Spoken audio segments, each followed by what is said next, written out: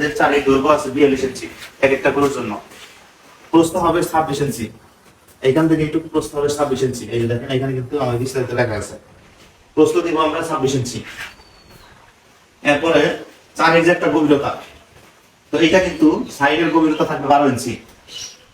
এটা কিন্তু মানে সাইডের গভীরতা থাকবে 12 ইঞ্চি, এর পাশে থাকবে 10 ইঞ্চি।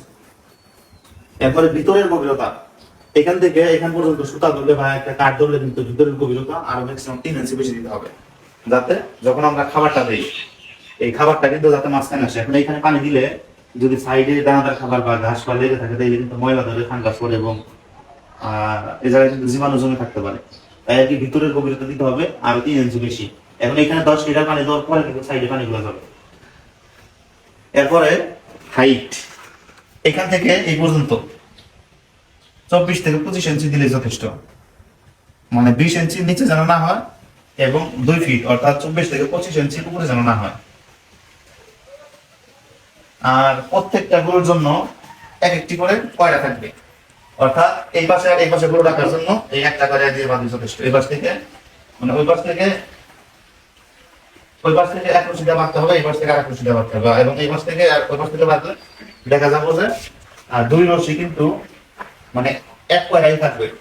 আর এই কয়রাগুলো অবশ্যই যারা কামান আছে তো আগুনে পোড়া দিয়ে পুরাতন রড দিয়ে কিন্তু মানে যে রডের মধ্যে সিঁড়ি নাই তো ওইটা দিয়ে কিন্তু আপনার প্রতিটা জয়েন্টের মাঝখানে এইদিকে কিন্তু ঢাকা করে দেওয়া আছে। ওইটা যত শক্তিশালী গরু হোক যদি এইভাবে মজবুত করে কয়রাগুলো লাগান তাইলে কিন্তু এগুলা মানে নড়াচড়া হওয়ার কোনো সম্ভাবনা নাই, ভাঙাতে দূরের কথা, এগুলো কিন্তু নড়াচড়া হবে না। এরপরে এইখান থেকে ডালু, এইখান থেকে একবার শেষ পর্যন্ত, এখানে একবার শেষ পর্যন্ত ডালু হবে 4 থেকে 5 ইঞ্চি। অনেকে কি করে এইরকম ভাবে ডালু করে দেয়, ধরেন গরু দাঁড়িয়ে থাকতে পারে না, গরু কিন্তু মানে গরুর এইদিকে দাঁড়িয়ে থাকার কথা, গরু কিন্তু এইদিকে দাঁড়িয়ে থাকে। কেন? অতিরিক্ত পরিমাণ ডালুর কারণে কিন্তু গরু সোজা হয়ে দাঁড়াতে পারে না। একটা কথা মনে রাখতে হবে, গরুকে আমরা যত ভালো মানের খাবার দিই না কেন, যদি পর্যাপ্ত পরিমাণ আরামদায়ক বাসস্থান করে না দিতে পারি, যদি এরকম ভাবে খোলামেলা একদম যদি খোলামেলা পরিবেশ করে না দিতে পারি তাইলে কিন্তু গরু ভালোভাবে রাখতে পারবে না, গরু কিন্তু স্বাস্থ্য ভালো হবে না। এরপরে এইখান থেকে আমাদের এই পর্যন্ত এই সাইডের বেড়া পর্যন্ত এইখানে 10 ফিট জায়গা দিতে হবে। অনেকে 7 ফিট 8 ফিট জায়গা রাখে, তো পিছন দিয়ে কিন্তু কোনো কাজ করা যায় না, এটা কিন্তু করা যাবে না। ধরে এই মাসে আমাদের লাস্টে 12 নম্বর গুলো, এখান থেকে যদি আমরা মানে এই দিক দিয়ে নিয়ে যাইতে চাই তাইলে কিন্তু পিছন দিয়ে নিতে হবে। তাই আর কি পিছন দিয়ে নিলে মানে যদি 2 থেকে 3 ফিট বা 4 ফিট জায়গা না থাকে, পর্যাপ্ত পরিমাণ জায়গা না থাকে, তাইলে কিন্তু পিছন দিয়ে নড়াচড়া করতে কাজ করতে অনেক সময় কষ্ট হয়। আর আমরা ড্রেন কিন্তু এই যে সামনে দিয়ে দিচ্ছি, অর্থাৎ বাহির দিয়ে কিন্তু আমরা ড্রেন গুলো দিচ্ছি। এরপরে এখানে আমাদের ডালু হবে 4 থেকে 5 ইঞ্চি। ষাঁড় গরু হইলে 6 ইঞ্চির উপরে দেওয়া যাবে না, গাভী গরু হইলে 4 থেকে 5 ইঞ্চি ডালু যথেষ্ট। আর এইখানে যেখান থেকে গরু দাঁড়িয়ে থাকবে এইখান থেকে এই পর্যন্ত আমাদের জায়গা থাকবে 10 ফিট। এটা 9 ফিটের নিচে কোনো ভাবে দেওয়া যাবে না, আপনি যত ছোট গরু পালেন 9 ফিটের নিচে কিন্তু দেওয়া যাবে না। আর সাধারণত এখানে পানি পড়ার সাথে সাথেই যেন পানিটা বাইরে যায় এবং ড্রেনে চলে যায়, এই জন্য কিন্তু যে পাশে খাম অথবা পিলার থাকবে এই 2 পাশ থেকে আস্তে আস্তে ডালু করে মানে প্রত্যেকটা গ্যাপের মাঝখান দিয়ে কিন্তু মানে পানি যাওয়ার জন্য একটু করে দিতে হবে, একটু ডাল করে এবং মানে মাঝখান দিয়ে একটু ড্রেন মোটা করে দিতে হবে যাতে পানিটা দ্রুতভাবে বাইরে পড়ে। দেখেন আমরা কিন্তু এই যে প্রত্যেকটা এর ভিতর দিয়ে কিন্তু মানে এক একটা করে রাখছি যাতে এখান দিয়ে পানি বাইরে যেতে পারে।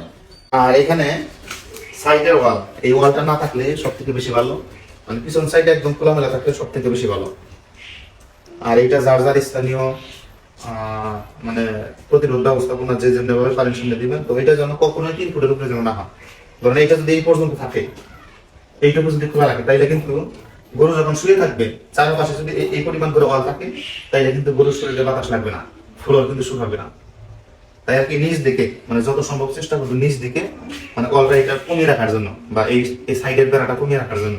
চারপাশে যদি খোলামেলা থাকে, বাহিরের যদি বাতাস আসতে পারে তাইলে এটা যদি একটু নিচে হয় তাহলে কোনো সমস্যা নাই।